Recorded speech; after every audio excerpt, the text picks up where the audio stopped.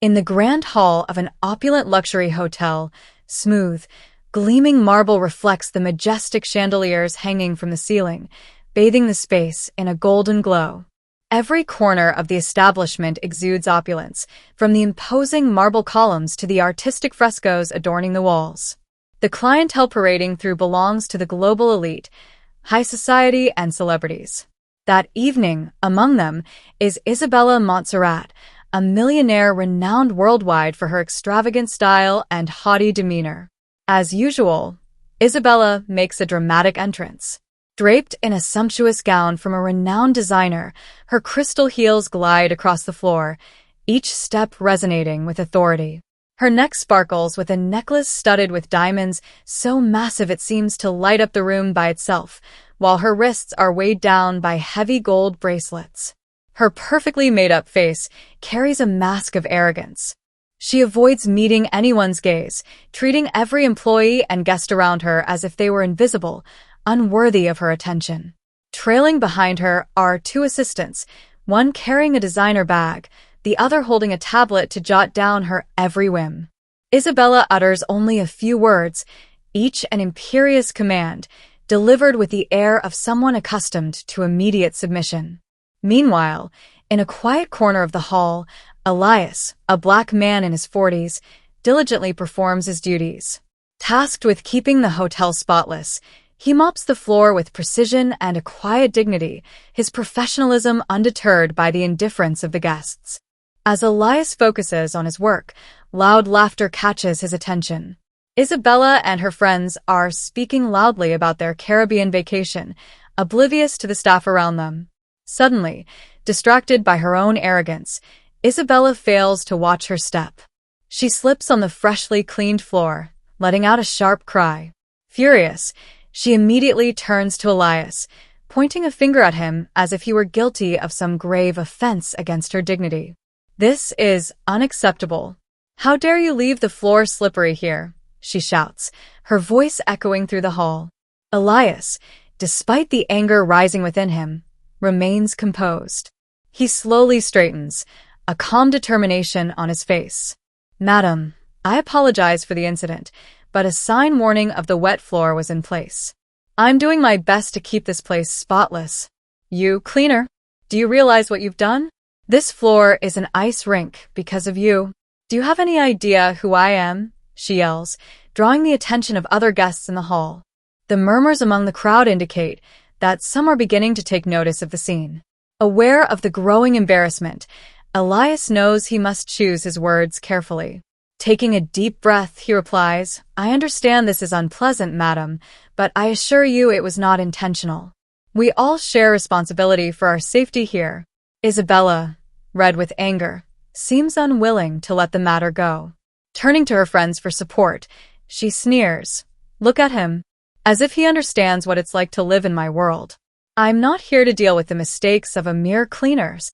In a fit of rage, Isabella steps closer to Elias, her eyes burning with contempt.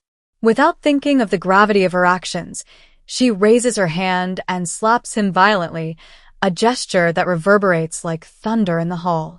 The slap's sound immediately silences the room, drawing the collective gaze of the guests as murmurs intensify, shock rippling through the crowd.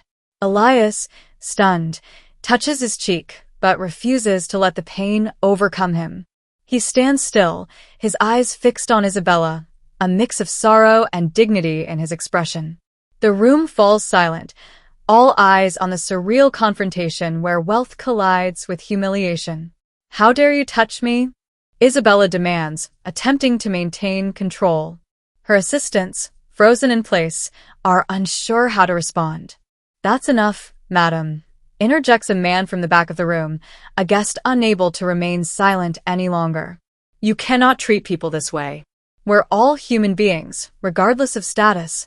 Realizing her actions have sparked disapproval, Isabella takes a step back, though her arrogance remains.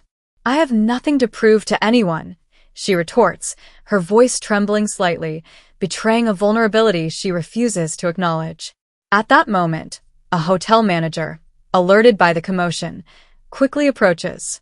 "What is happening here?" he demands, his voice authoritative as he surveys the scene with a stern gaze.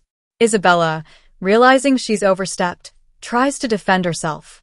It's just a misunderstanding. This cleaner left the floor slippery, and I merely reacted. You struck an employee, the manager corrects, his tone leaving no room for ambiguity. We do not tolerate such behavior here. The manager turns to Elias, nodding respectfully. I'm sorry for what you've endured. We will address this matter immediately. Elias, touched by the unexpected support, nods. He knows this incident could impact his career, but he's determined to stand up for his dignity and that of his colleagues. Isabella, meanwhile, begins to realize she is not above the consequences of her actions. As the manager starts taking steps to handle the situation, he turns to Elias. Would you like to press charges for what just happened? Such behavior cannot go unpunished.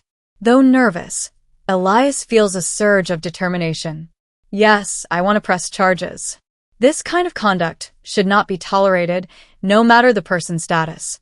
The manager nods and promises to support Elias in his decision. The matter is swiftly escalated to the hotel's administration, and an investigation is launched into Isabella's behavior. The investigation initiated by the hotel took on unexpected dimensions. Management decided to enlist a law firm specializing in workers' rights to handle Elias' case. Meanwhile, Isabella, now confronted with an increasingly harsh reality, began to feel the weight of the consequences of her actions. Her previously loyal friends distanced themselves, realizing that associating with her could damage their own reputations. As days passed, Elias received calls of support from colleagues, guests, and even human rights organizations. The network of solidarity grew, and more people started sharing their own experiences of power abuse. Social media erupted with hashtags like #JusticeForElias, capturing the attention of the media and the public. As the hearing approached, anticipation filled the air. Though anxious, Elias felt bolstered by the wave of sympathy surrounding him. He knew this was not just about his honor, but also the dignity of all who endure similar humiliations. On the day of the hearing, the courtroom was filled with supporters rallying behind Elias. Isabella, on the other hand, entered the courtroom visibly stressed. Her usual arrogance had given way to palpable nervousness. She realized the public's perception had shifted, and she was now seen as the aggressor. She attempted to defend herself, claiming her actions were a response to a stressful situation, but her argument fell flat before the judge. When Elias took the stand, he calmly recounted the incident, explaining how the assault had affected him both physically and psychologically. What I experienced was not just a slap. It was public humiliation, a complete disregard for my work and my dignity as a human being, he stated, his voice resonating strongly in the room. The hotel manager also testified, emphasizing the establishment's zero-tolerance policy toward abuse. He provided evidence of Isabella's history of mistreating staff, further strengthening Elias' case. The judge listened attentively, taking notes while observing Isabella's increasingly distressed demeanor. As the trial progressed, other hotel employees came forward with accounts of the atmosphere of fear and disdain Isabella had created.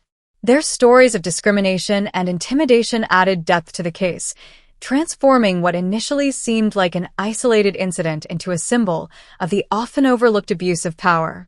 At the end of the hearing, the judge retired to deliberate. The wait was excruciating. Outside the courthouse, Elias supporters gathered, holding signs and chanting slogans of encouragement. Isabella, inside, appeared lost in thought, reflecting on how her life had taken such a dramatic turn. Finally, the judge returned, and the courtroom fell silent. The verdict was announced. Isabella was found guilty of assault. The judge also ordered the hotel to pay substantial damages to Elias for the moral and physical harm he had suffered. Outside, the crowd erupted in cheers. Elias was surrounded by colleagues and supporters, their applause a testament to his courage. He knew this victory was more than personal. It marked a shift in how power abuse is perceived and addressed. In the days that followed, the incident's impact continued to grow. The media latched onto the story, highlighting Isabella's arrogance and unacceptable behavior toward Elias. Headlines painted her as a disgraced millionaire, and public outrage swelled. Her associates, long accustomed to her tyrannical ways, began distancing themselves. Calls became rare, visits more infrequent. One by one, the investors who had backed her withdrew, wary of the reputation her actions brought to their ventures. Rumors of defection spread, and Isabella realized with growing frustration that her standing was crumbling. One evening, alone in her lavish apartment, surrounded by luxury but isolated from friends, Isabella received a call from her principal investor. His tone was cold.